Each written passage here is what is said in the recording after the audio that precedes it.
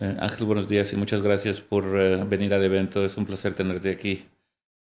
Eh, en el evento de la noche, tu charla va a ser diferente a la del resto porque de las cuatro personas que han venido, tú eres el único que trabaja en iPS Cells. Y me gustaría mucho escuchar tu experiencia con este tipo de células y cuáles son las principales ventajas o desventajas que has visto de trabajar con estas células contra otras células madres que la gente está utilizando, contra cosas como transdiferenciación de otro tipo de células, todos estos desarrollos que están pasando en otros campos.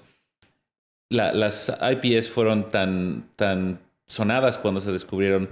¿Han satisfecho nuestras expectativas o cómo ves este campo ahora mismo?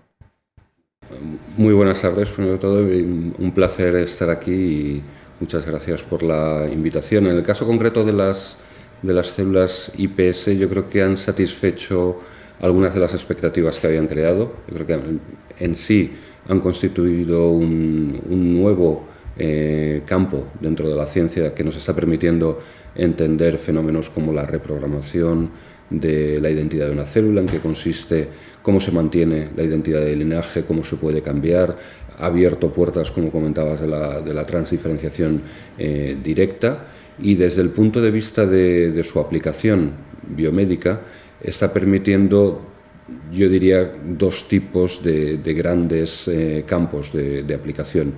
Uno de ellos, que es el de diseñar estrategias terapéuticas, utilizar IPS derivadas de un paciente para generar células diferenciadas que sean relevantes para ese paciente y puedan solucionar su enfermedad, que es probablemente el campo que más atención mediática tiene y que, pese a que todavía no se ha traducido en estrategias terapéuticas efectivas en la calle, ha avanzado a una velocidad muy grande y probablemente, dependiendo, hay un ensayo clínico en marcha, dependiendo de los resultados de seguridad de este ensayo, es posible que aparezcan estrategias o propuestas de estrategias terapéuticas utilizando IPS.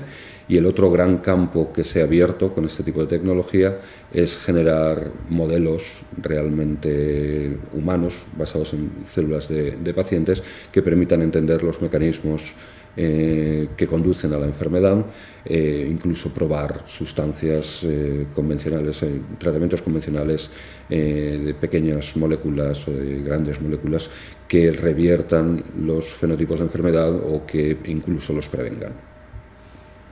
Sí, el uso de las iPS cells como para hacer búsqueda de fármacos sí que es un campo que tienes razón, ha prosperado mucho y ojalá el ensayo clínico salga bien. Dos preguntas que la gente se hizo muy al principio cuando empezaba este campo que me gustaría saber tu opinión al respecto. Se centran en el tema de la epigenética y en el tema de la contribución del DNA mitocondrial, ¿no? Porque en ambos casos son cosas que no necesariamente han sido suficientemente estudiadas en el caso de las iPS cells.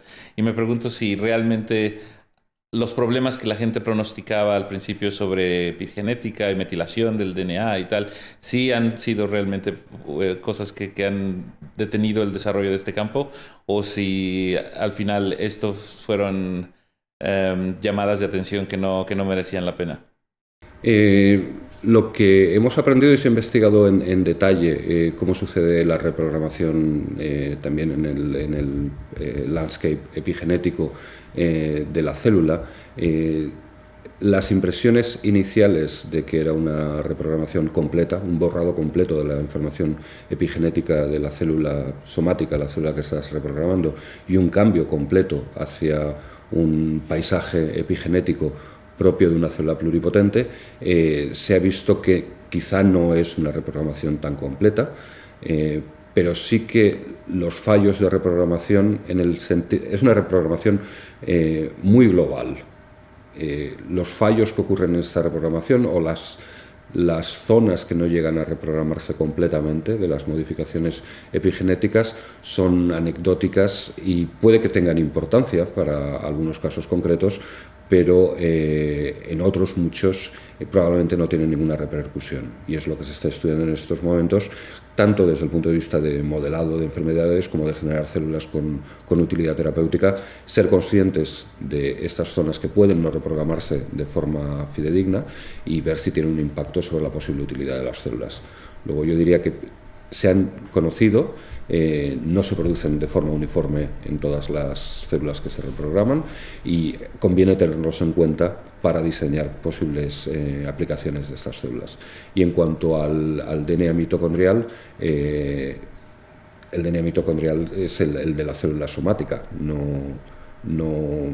o sea, tiene un papel o puede desempeñar un papel cuando utilizas otras técnicas de reprogramación como la transferencia nuclear, pero en el caso de la generación de IPS el DNA mitocondrial es el DNA mitocondrial de la propia célula.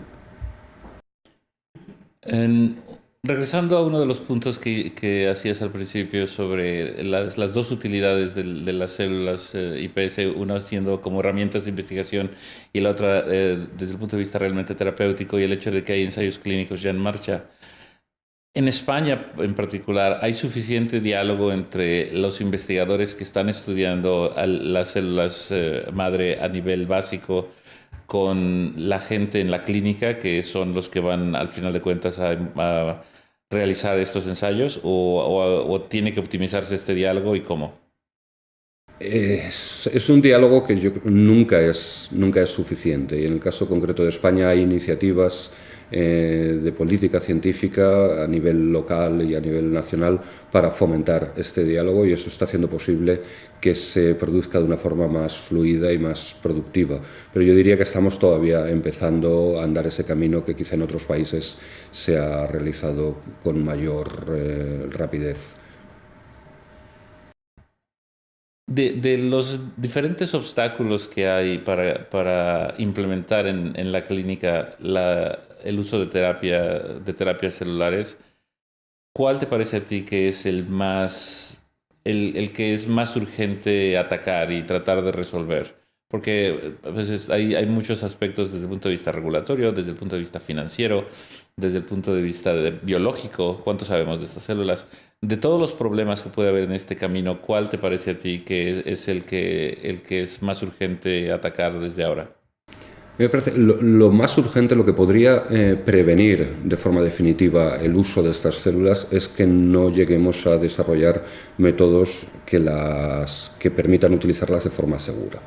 Y esto es lo que se está estudiando en el ensayo clínico que está en marcha en estos momentos. Se han desarrollado de forma preclínica estrategias para controlar la seguridad de estas células y funcionan en animales.